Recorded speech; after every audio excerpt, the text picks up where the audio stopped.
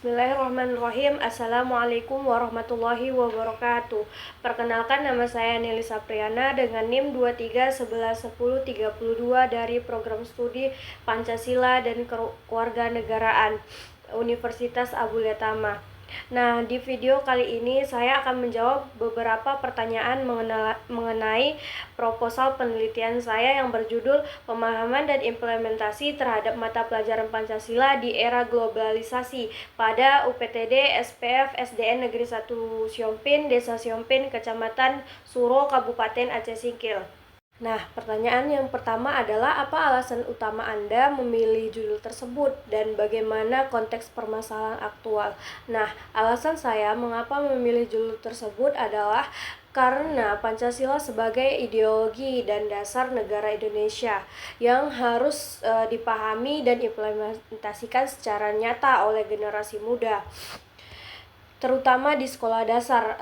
Sekolah dasar merupakan fondasi pembentukan karakter bangsa di era globalisasi. Masuknya pengaruh budaya asing yang cepat dan masif menjadi tantangan serius bagi internalisasi nilai-nilai Pancasila. Nah, bagaimana dengan urgensinya? Nah, fenomena menurunnya pemahaman dan pengalaman nilai Pancasila di kalangan pelajar akibat derasnya arus globalisasi dan teknologi yang belum diimbangi dengan pendidikan nilai yang efektif. Nah, selanjutnya dampak negatif globalisasi seperti pergaulan bebas, kurangnya toleransi, dan individualisme yang dapat mengikis nilai-nilai kebangsaan. Nah, yang terakhir, pendidikan Pancasila di SDN Negeri 1 Siompin sebagai contoh yang real agar hasilnya bisa menjadi rekomendasi penguatan pendidikan karakter di daerah terpencil. Nah, selanjutnya pertanyaan yang kedua, apa rumusan masalah dalam penelitian Anda dan bagaimana rumusan tersebut dijabarkan dari latar belakang? Nah, rumusan masalah utama adalah bagaimana tingkat pemahaman peserta didik terhadap mata pelajaran Pancasila di SDN Negeri 1 Siompin. Nah, yang kedua, bagaimana implementasi nilai-nilai Pancasila dalam kehidupan sehari-hari di era globalisasi. Nah, yang ketiga adalah faktor-faktor apa saja yang mempengaruhi pemahaman dan implementasi nilai-nilai Pancasila di sekolah tersebut. Nah, bagaimana dengan koherensinya? Rumusan masalah ini secara eksplisit memuat inti permasalahan yang diangkat dalam latar belakang, yaitu tantangan globalisasi terhadap pemahaman dan implementasi nilai Pancasila di kalangan peserta didik. Demikian, rumusan masalah adalah perwujudan konkret dari isu yang diuraikan pada latar belakang. Nah, pertanyaan yang ketiga, apa tujuan penelitian Anda dan sejauh mana tujuan tersebut menjawab rumusan masalah? Nah, tujuan penelitian mencakup mengukur tingkat pemahaman siswa SDN Negeri 1 Siompin terkait Pancasila. Yang kedua, mengidentifikasi, mengimplementasi nilai Pancasila dalam kehidupan siswa sehari-hari. Yang terakhir, menggali faktor pendukung dan penghambat implementasi nilai-nilai Pancasila di era globalisasi. Dengan demikian, tujuan penelitian secara utuh dapat menjawab dan menjembatani rumusan masalah yang diajukan. Nah, pertanyaan selanjutnya yaitu apa landasan teori yang Anda gunakan dan mengapa teori tersebut relevan dengan topik yang Anda teliti. Nah, landasan teori utama yaitu teori pendidikan Pancasila menurut para ahli seperti Insinyur Soekarno dan R. Soleh.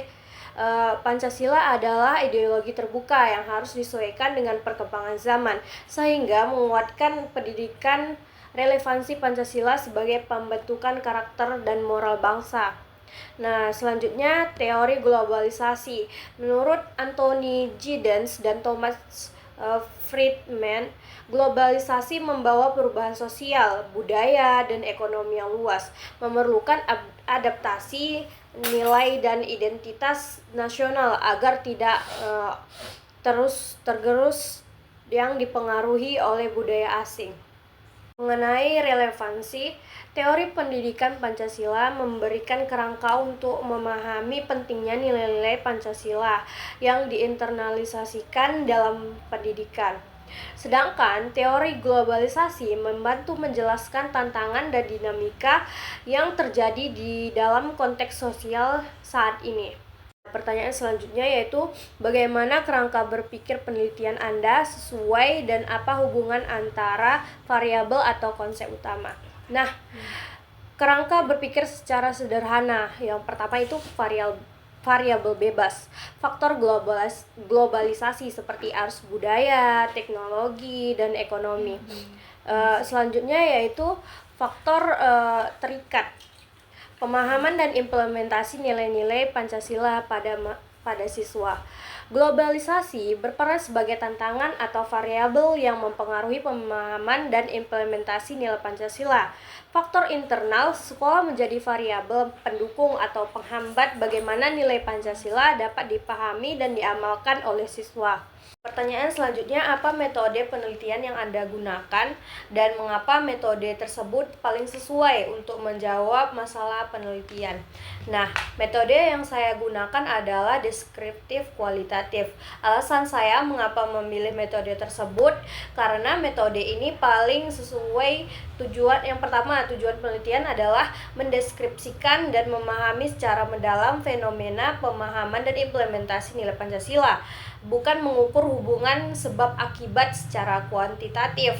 Nah, yang kedua, data membentukkan wawancara, observasi, dan angket kualitatif yang mendalam sangat membantu mengungkapkan proses dan konteks secara kaya dan detail. Selanjutnya, bagaimana teknik pengumpulan data yang Anda gunakan dan bagaimana Anda menjamin validitas dan reliabilitas data tersebut. Nah, teknik pengumpulan data yang saya gunakan adalah angket atau kuesioner untuk mengukur tingkat pemahaman siswa secara kuantitatif dan wawancara mendalam dengan siswa, guru, dan kepala sekolah untuk memperoleh data kualitatif tentang implementasi dan faktor pendukung atau penghambat. Nah, yang ketiga yaitu observasi langsung. Observasi langsung memakai. Nah, yang terakhir yaitu observasi langsung proses kegiatan sekolah terkait nilai Pancasila. Nah, bagaimana menjamin validitas dan reliabilitas? Yang pertama, triangulasi data, yaitu menggunakan berbagai sumber dan metode pengumpulan data. Nah, yang kedua, penggunaan instrumen yang telah diuji validitasnya seperti angket yang diuji cobakan terlebih dahulu. Yang ketiga, pencatatan dan dokumentasi yang teliti selama wawancara dan observasi. Yang terakhir, memberikan kesempatan klarifikasi dan pengecekan ke informan seperti member check. Nah, pertanyaan selanjutnya, siapa subjek penelitian Anda? Bagaimana teknik penentuan sampel atau informasi? Dan apakah sudah proporsional atau representatif?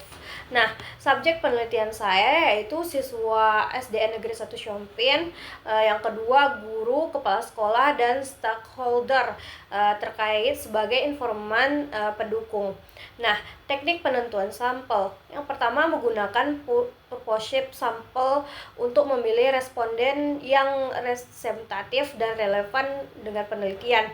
Misalkan siswa dari berbagai kelas dan guru mengajar Pancasila. Nah, yang kedua, jumlah sampel yang diteliti diambil sesuai dengan keterwakilan dan kemampuan pengumpulan data.